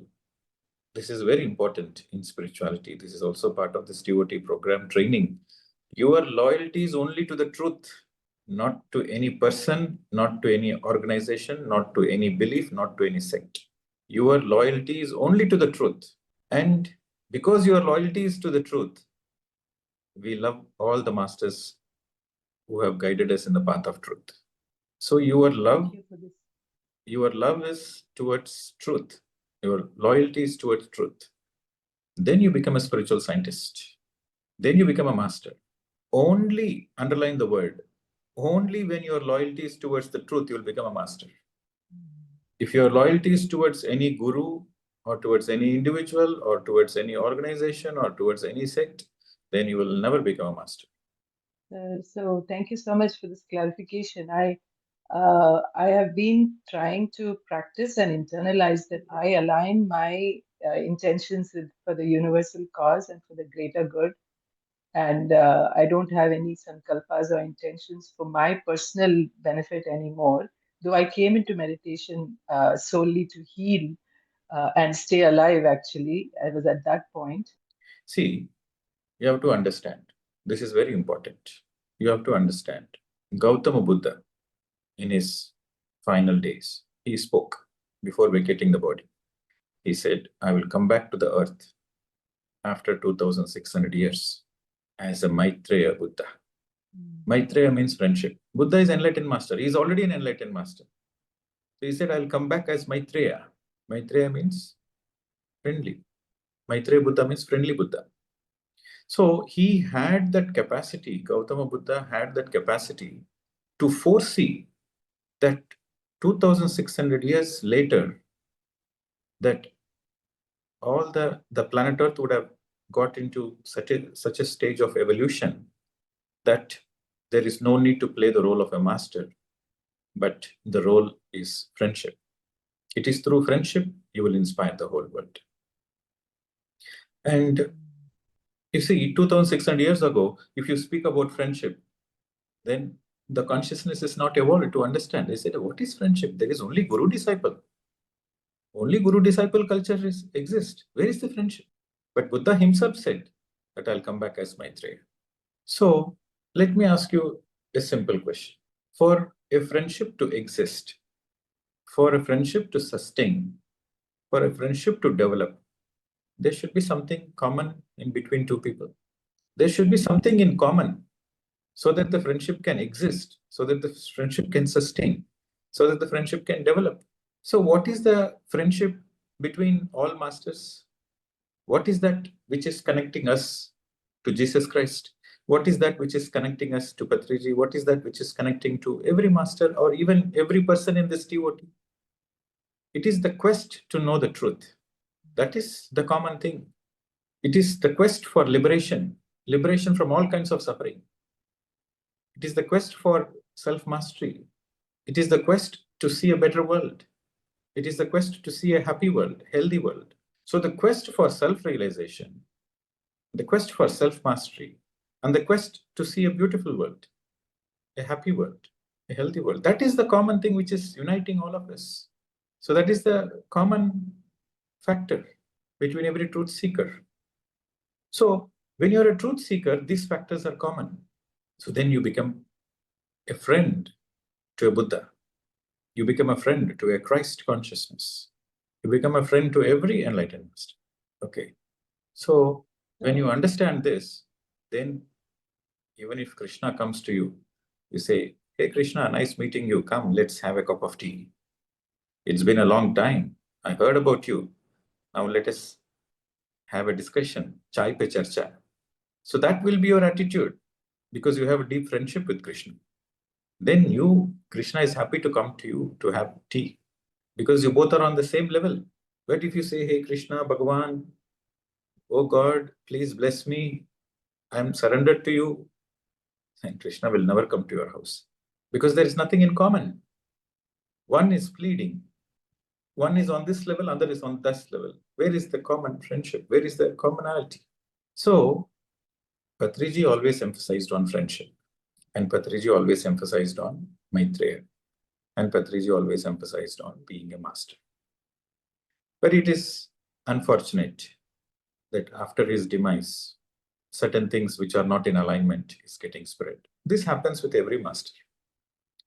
When Jesus Christ was alive, Christianity was not there. When Jesus Christ was alive, Christianity was not there. The Christian community was not there. There is a community of truth seekers. So every master, as long as he is alive, the truth is alive. But once the master vacates the body, slowly all kinds of misunderstandings happen. Because to understand a master, you need to be a master in the first place. And this training of teachers program is very, very important to understand this factor, understand this concept. Because when you go out as teachers, I don't want you to be devotees.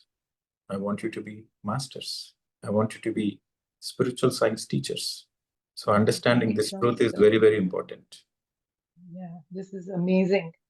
This concept that you've just shared is so beautiful, and it's completely. I mean, I can feel, I can already sense how different now my relationship with all the enlightened masters and in the whole universe is going to be so different. It's just amazing. Thank you so much for this explanation. And sir, my question is basically, whenever I have been taking wisdom classes and all that on my meditation center, first half an hour, we do the spiritual wisdom. And sir, this opportunity I have to talk, so I will share that for the last 4 5 months, I have shared only your videos. Even before I joined the TOT, somehow I was drawn to share your videos with everyone, all the participants on my virtual team and on the virtual Zoom. And they just love everything, every word that you say. And all the participants, sir, they've been asking me, can Vijay sir come on your virtual Zoom and do one session for us, because they just can't get enough of your wisdom. And so, sir, this is a personal request. I know you're very busy, but if you do have any slot available, we'd be so happy if you can just for a few minutes come and share.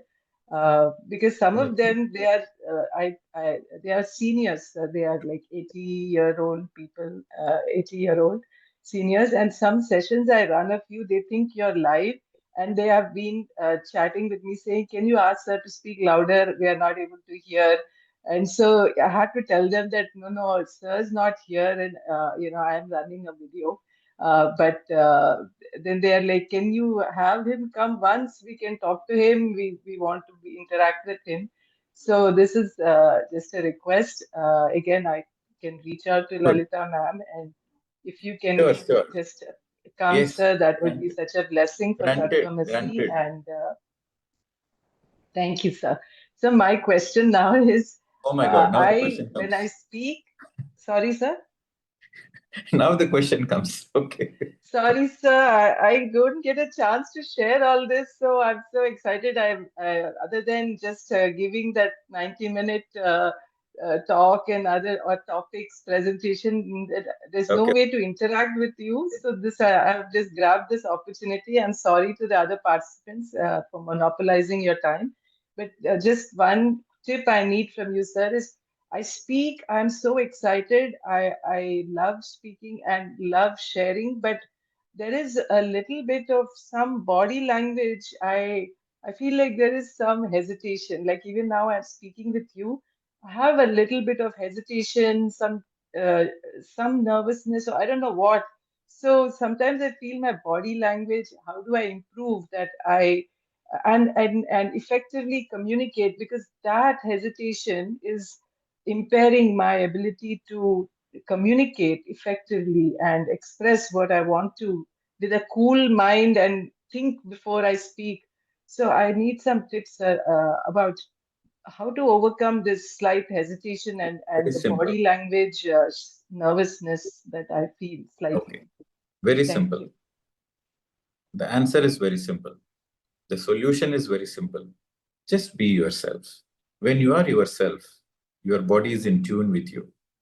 Your body communicates. It's not only your words, your eyes communicate, your body communicates, your aura communicates, your energy communicates, your intent communicates, your purity communicates. Your willingness to help will be seen by the people, will be felt by the people. So be yourself. The more you are yourself, the more you are the natural version of yourself, the more you are the best. The best comes from you being natural. Be comfortable with your own skin. Within your own skin, be comfortable. Be natural. Be calm. Be cool. You have to understand that as a child, when you are a child, you are perfect. Every child is perfect, isn't it? So kindergarten teachers notice this. In a class of, let's say, 100 children, 100 kindergarten students, every child is precious and every child is beautiful because they are natural, they're authentic, they're spontaneous. They don't have any programs, they don't have any conditioning. They are their natural self. Suppose if the planet Earth has, suppose 8 billion people, if the 8 billion people become their natural self, then the 8 billion people are, every single person will be the most beautiful. Because there is no comparison. They're unique. They're very beautiful. They're uniquely beautiful. No need to prove to anybody. No need to live for anybody. You just be yourself. You just be yourself as you are. That is the only solution. The more you try to imitate somebody, the more you try to do something, it becomes artificial. When you try to do something, it becomes artificial. But rather be. From the doing state, get into the being state. This is what I've been emphasizing again and again. The solution is, from the doing state, get into the being state. In the doing state, you are artificial, you are stressed, you are under pressure. In the being state, you are natural, you are pure, you are beautiful.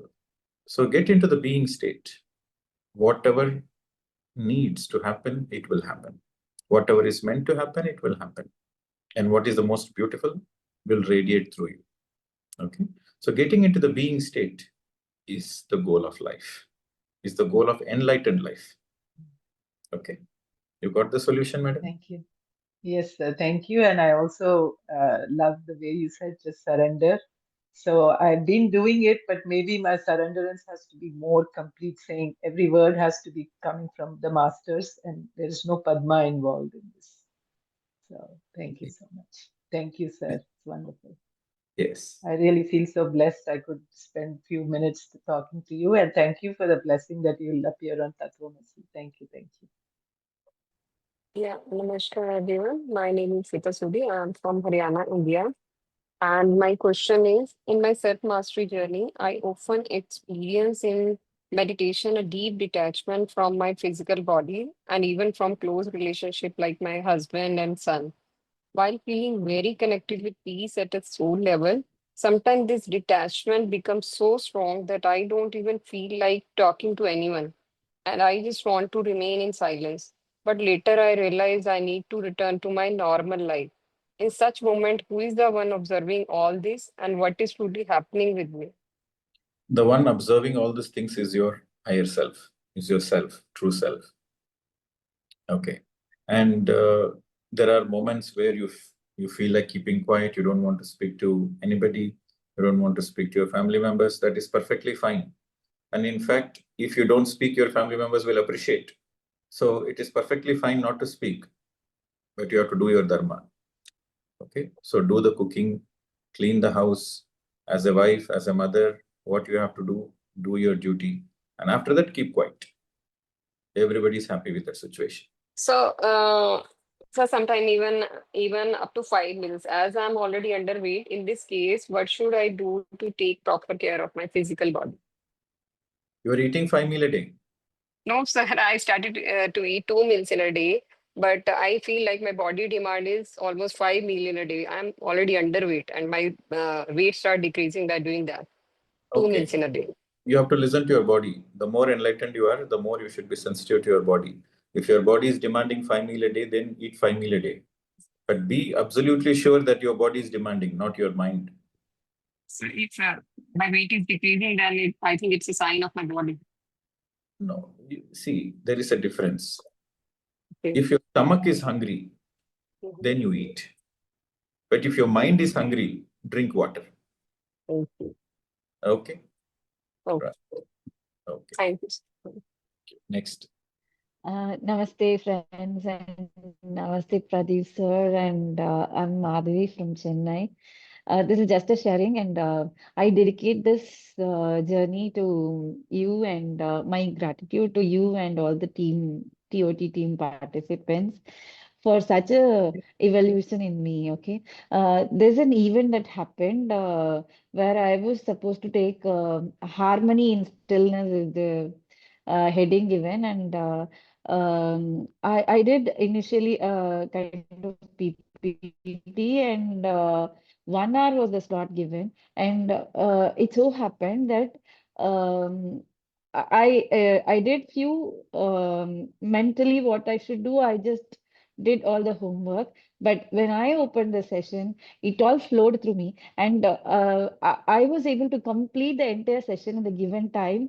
And the organizing team, they said, this is the first event that happened within the time, and that was a very good remark from the other.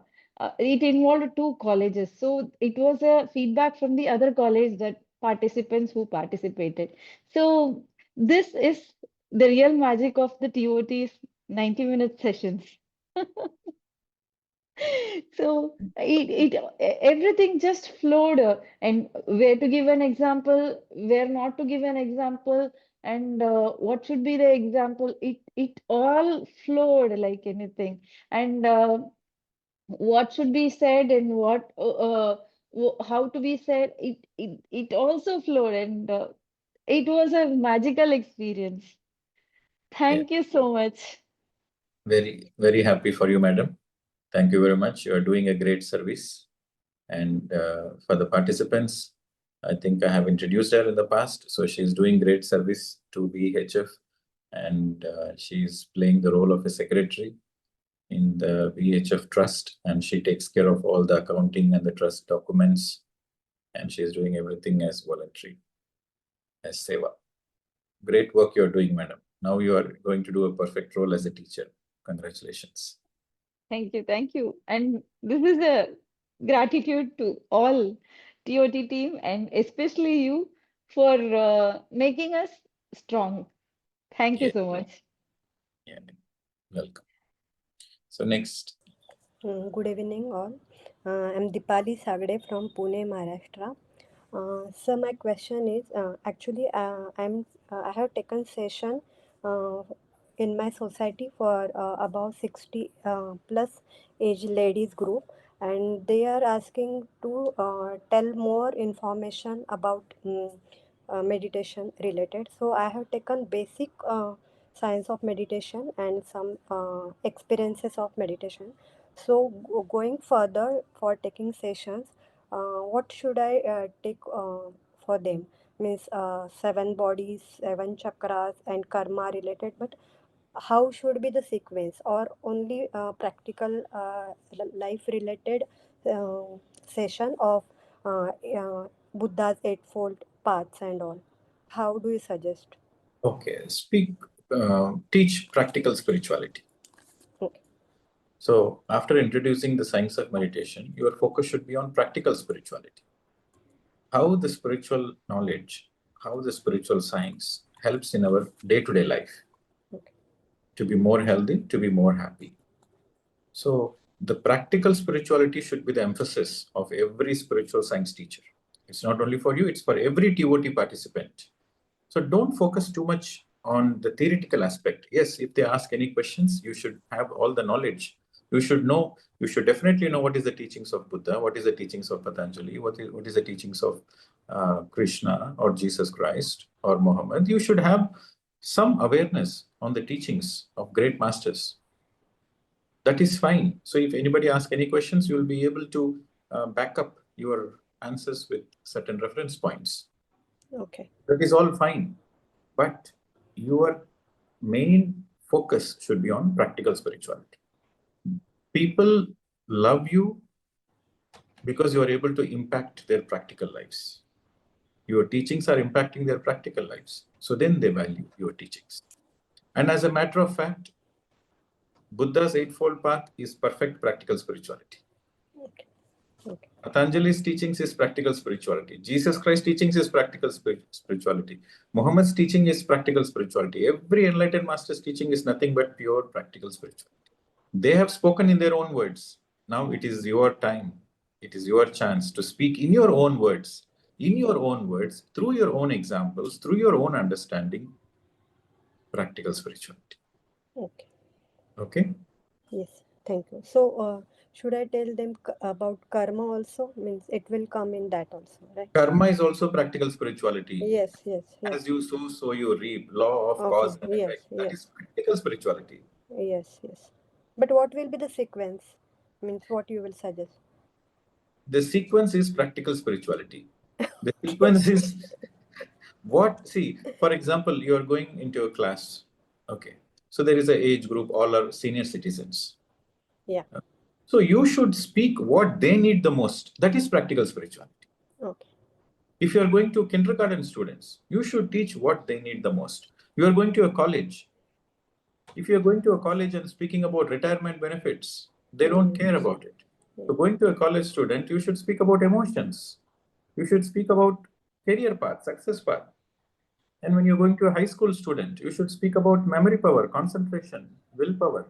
So this is practical spirituality. Speak according to the audience and speak what they want the most in the most scientific way. That is practical spirituality. Thank you. Okay? Yes. Thank you, sir. So we'll take the final two questions. Hello, sir. My name is Kalyani. I'm from Dallas. Um, I have a question. So we know there are many meditation techniques, sir, and when I talk to people, they practice different methods like Isha from methods from Isha Foundation or Kriya Yoga or something. Even here in Christianity, they have a different method.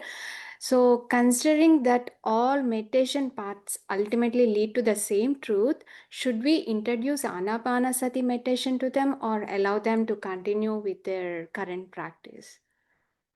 Okay, so when you speak about the science of meditation, there is only one right practice. The so-called many techniques give some kind of a benefit, like calming the mind or making the mind rather, instead of getting agitated, getting into a relaxed mode, calm state. But it is only the breath awareness meditation which makes your mind empty. Because anything and everything else you do is under the control of your mind. Chanting the mantra, you still use the mind. Visualization, you still use the mind. So by using the mind, you cannot empty the mind. Those techniques are helpful to calm your mind. Definitely it calms your mind. You can feel some energy also, but it doesn't empty the mind. And unless you empty the mind, you cannot realize yourself. The self, the soul can be realized only when the mind is empty. As long as there is mind, your awareness is on the mind. But when the mind is empty, your body is still and your mind is empty, your awareness is on the soul. So that is self-realization. So there is, when you speak the science of meditation, there is one right meditation technique. So since they are already practicing various other techniques, you don't discourage them, but you teach them the right meditation technique and ask them to experiment. So we should never convince anybody, but rather encourage them to experiment. There is always good, better, best. So since they've already tried other techniques, ask them to experiment on this particular technique. So now they have a reference point, so they come to know what is good, better, best. When you speak the science of it, people will appreciate it. People are willing to experiment. So don't criticize what the others are doing. Rather, emphasize on the practical aspect of it, science aspect of it, and you emphasize on how simple it is, how easy it is, how profound is it, and ask them to experiment. As a TOT participant, this should be your Moola Mantra, where you encourage everybody to experiment rather than trying to convince it. Okay. Got it. Thank you, sir. And one more request, sir. So these are very beautiful questions and wonderful answers as well. So can we get this video posted in the TOT channel, sir? Yes, it will be posted.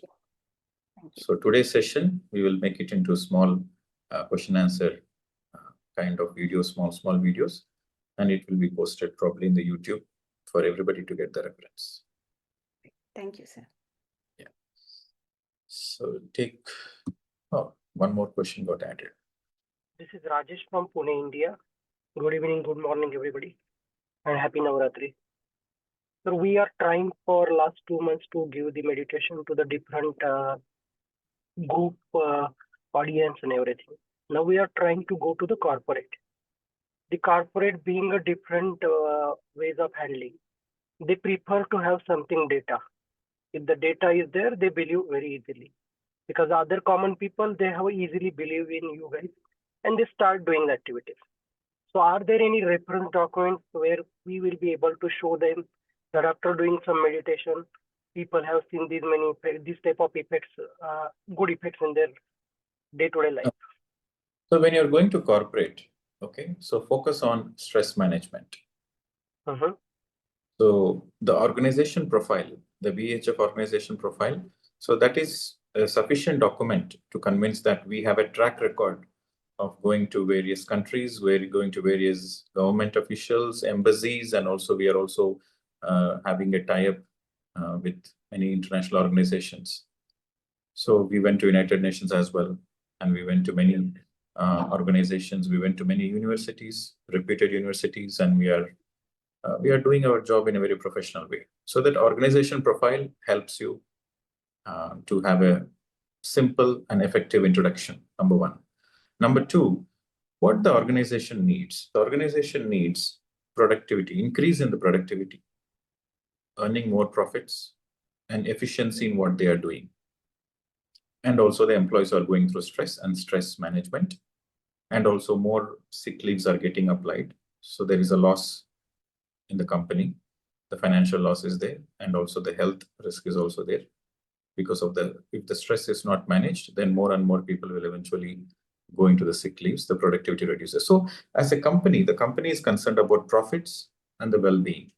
So your focus should be on efficiency through mindfulness and stress management through breath, energy, awareness, mindfulness technique. Or you can use the word meditation. If the corporate don't want the word meditation, then you can use the word mindfulness on breath.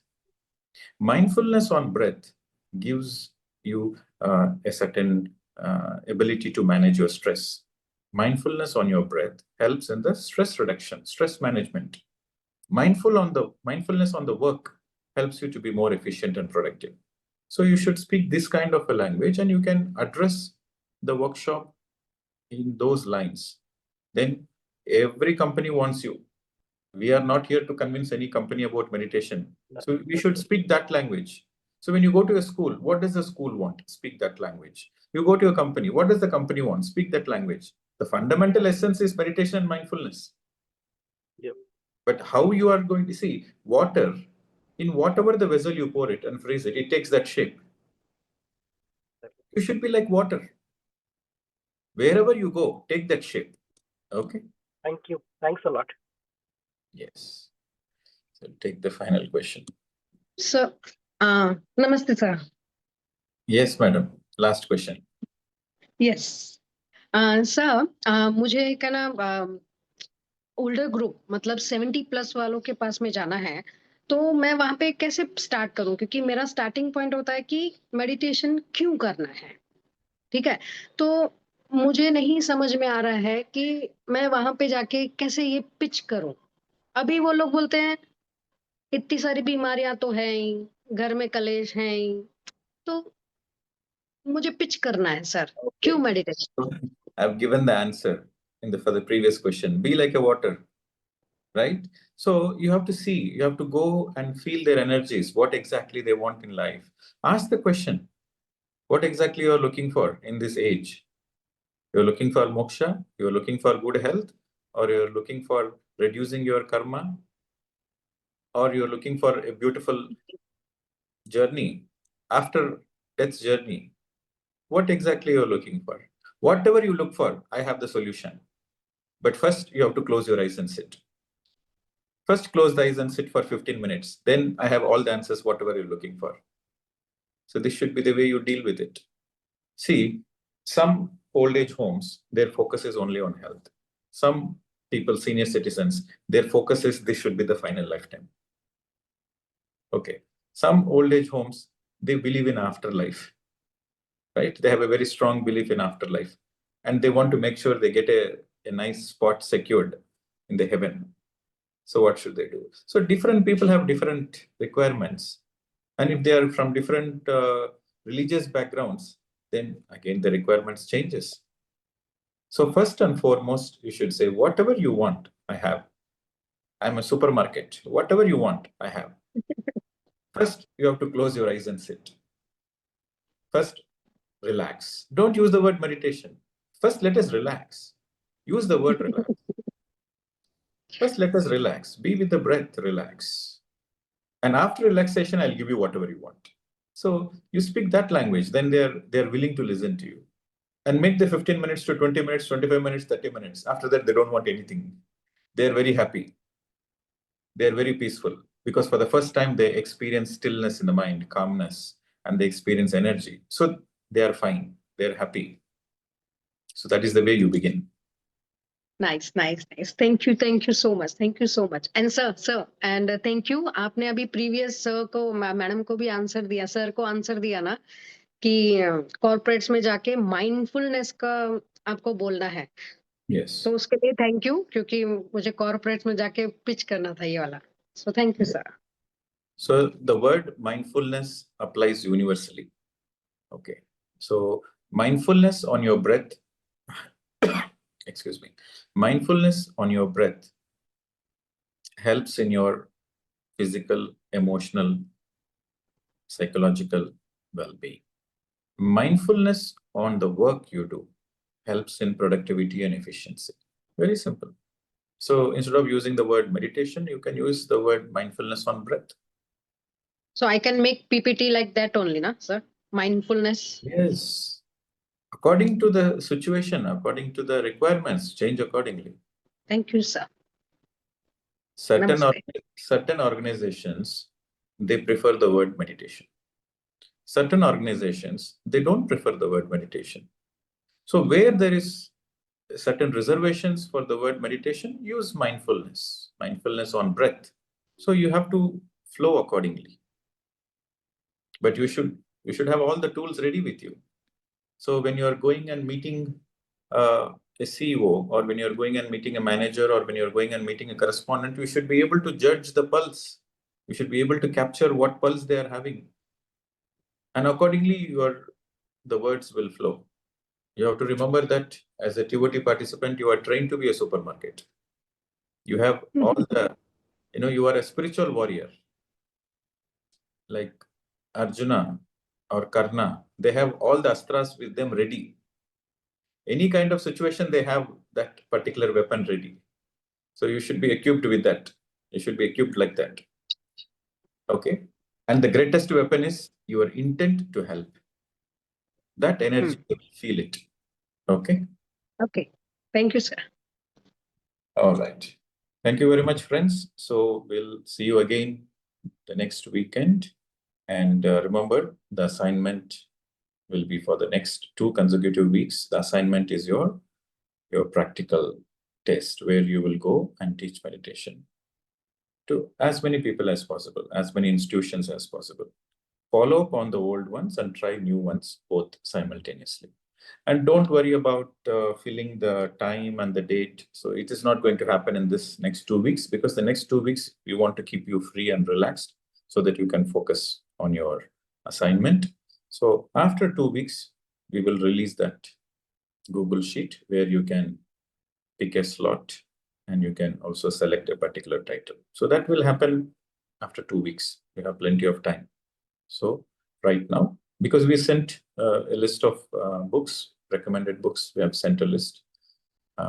So you go through that and internally try to figure out 2-3 books which you want to represent. Because whatever the topic you might want to choose, another person might have already chosen, because it is first come, first serve once the Google Sheet opens. So don't be disappointed. Prepare a few books. You have enough time. Okay, so this is also your Swadhyaya exercise. The more you read books, the more you have confidence to go and teach. So the next 2 weeks of assignment, read as many books as possible. Make sure you are increasing your Swadhyaya time, reading time. That will give you confidence as a teacher. Okay. Thank you very much. Namaste to all.